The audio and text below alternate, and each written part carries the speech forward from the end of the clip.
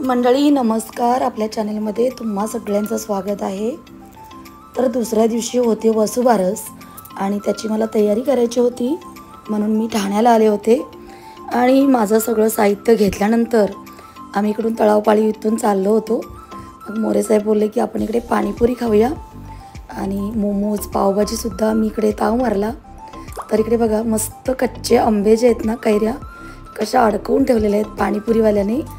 तर मला खूप छान वाटलं कैऱ्या बघून आणि पहिली मी पाणीपुरी मस्त अशी आंबट गोड तिखट अशी पहिला पाणीपुरी खाल्ली। मस्त 2 प्लेट पाणीपुरी खाल्ली, कारण खूप दिवसांनी मी म्हणजे तरी 3-4 महिन्यांनी मी पाणीपुरी खाल्ली। 3-4 महिन्यांनी एकदाच पाणीपुरी खाते, पण जरा 1-2 प्लेट जरा खातेच म्हणजे। आणि आवाज माझा कसं होतं प्रदूषणामुळे किंवा आंबट काही खाल्लं ना तर माझा आवाज लगेच पॅक होतो आणि त्याच्यामुळे मग माझे व्हिडिओ जे आहेत ते असतात शूट केलेले असतात, पण ते व्हॉईस टाकण्यासाठी माझा आवाज बरोबर नसतो, त्याच्यामुळं ते माझे राहून जातात।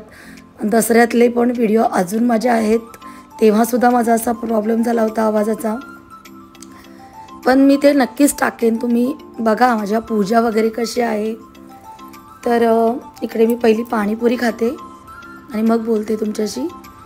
मोरे साहेब पण पावभाजी खात आहेत। तर इकडे ही गरीब मुलगी आहे ना, ही पण पैसे मागत होती, तर हिलासुद्धा भूक लागलेली, म्हणून मग तिला पावभाजीच दिली आणि आम्ही दोघांनी परत मोमोज पण खाल्ले। खूप छान ताव मारला आणि दुसऱ्या दिवशी गाईची पूजा करायची होती, गाय वासराची, तर त्याची मला हार फुलं वगैरे पाहिजे होते, धूप कापूर अगरबत्ती हे सगळं मी म्हणजे घेतलं तेव्हा। तर दुसऱ्या दिवशीची तयारी करण्यासाठी मार्केटला तर जावंच लागतं। तर मस्त आता मोमोज खातो आहे आम्ही दोघं।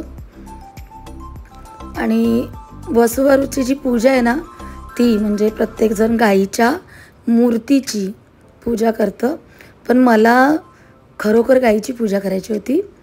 तर ते मी विचार करत होते की मला गाय कुठे भेटेल म्हणजे। तर मोरे साहेब आमचे फिरतात इकडे तिकडे, तर मग ते मला बोलले की तुला मी घेऊन जाईन। तर आमच्याकडे भांडूपला आहे गायवाले, म्हणजे जवळजवळ 4-5 गायवाले आहेत, तर ते असतात नैवेद्य वगैरे घेऊन येतात ना लोक, तर त्यांना पैसे पण द्यावे लागतात। मग ते दुसऱ्या दिवशी मला बोलले तू लवकर आवर, आपण जाऊ।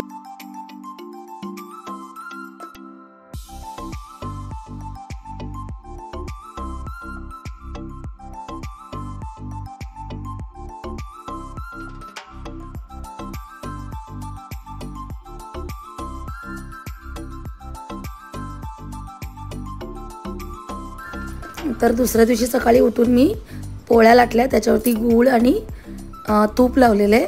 मोरे साहेब मला घेऊन आले, लवकर घेऊन आले आणि इकडे कोणी नव्हतं, मीच एकटी होते। आणि ही गायवाली जी बाई आहे ना ती, तर मी हळदी कुंकू सगळं आरतीचं ताट घेऊन गेली होती। गाईला 2 चपात्या, तूप लावलेलं, गुळाचा खडा, फुलं अगरबत्ती कापूर नारळ असं सगळं घेऊन गेली होती। तर गाईला हळदी कुंकू लावलं, आता पायाला पण लावायचं होतं, पण गाईने जर पाय लातबीत मारली तर, म्हणून मग तिच्या कपाळाला लावलं, हळदी कुंकू दोन्ही लावलं, घाबरतच लावलं, कारण आपल्याला कसं अंदाज नसतो ना। तर हळदी कुंकू लावलं, परत तिच्या डोक्यावरती फूल ठेवलं। तिला ज्या मी 2 चपात्या आणल्या होत्या तूप लावून गूळ घालून, तर त्यासुद्धा तिला खायला दिल्या। पायावरती सुद्धा फूल ठेवलं, डोक्यावरती सुद्धा फूल ठेवलं आणि अगरबत्ती फिरवली।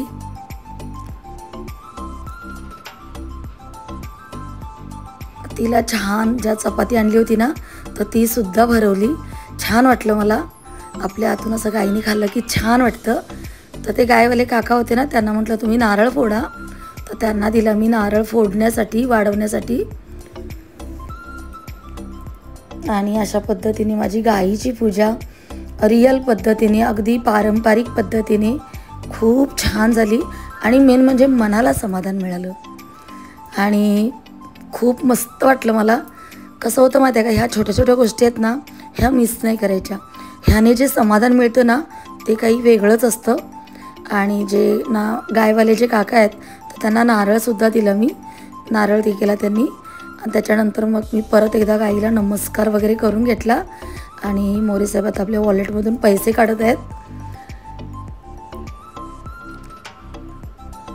तर ते नारळवाले आहेत ना, नारळवाले नाही सॉरी गायवाले, तर त्यांना 51 रुपये देते.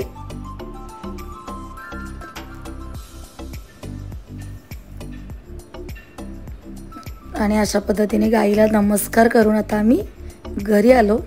दिवसभर स्वयंपाक वगैरे आवरल्यानंतर परत मोरे साहेब संध्याकाळ झाल्यानंतर मला घाटकोपरचे जे स्वामींचा मठ आहे ना तिकडे अचानक घेऊन गेले. म्हणजे मला याची काही कल्पना नव्हती आणि खूप मस्त वाटलं मला.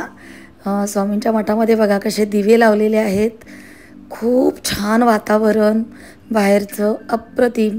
त्याच्यानंतर घरी आल्यानंतर मी पूजा मांडली. गणपती बाप्पा, बाळकृष्ण अशी मी पूजा केली आणि गाय वासरूची सुद्धा पूजा केली. बाजूला 2 हत्ती ठेवले, तुपाचा दिवा लावला, पाठीमागे महालक्ष्मीचा फोटो जो होता कुबेर महालक्ष्मी तो ठेवला, गाईला कापसाचं वस्त्र घातलं, गुलाबाचं फूल घातलं महालक्ष्मीला आणि अशा पद्धतीने 5 फळं ठेवली. शिवाय दारामध्ये बघा कंदील लावला, दिवे लावली आणि यमदीप पूजनसुद्धा त्या दिवशी होतं. तर दक्षिण दिशेला तोंड करून दिवासुद्धा लावला. तर इकडे बघा रांगोळी बघा कशा पद्धतीने मी घातलेली आहे. उंबऱ्याचं लेपन केलेलं आहे, छान असा उंबरा सजवला आणि दिवे लावले, कंदील लायटिंग सगळं असं छान केलं. आणि इकडे दक्षिण दिशेला मी दिवा लावला गव्हाच्या पिठाचा. म्हणजे पीठ मळताना त्याच्यामध्ये हळद घालायची, मीठ नाही घालायचं आणि तुपाचा दिवा लावायचा. अशा पद्धतीने दिवा लावून कंदील वगैरे लावलेला आहे. त्याच्यानंतर लगेच शेगडीची पूजा केली आणि तुळशीजवळसुद्धा एक कंदील लावलेला आहे, तुळशीला दिवा लावला. अशा पद्धतीने माझी पूजा झाली.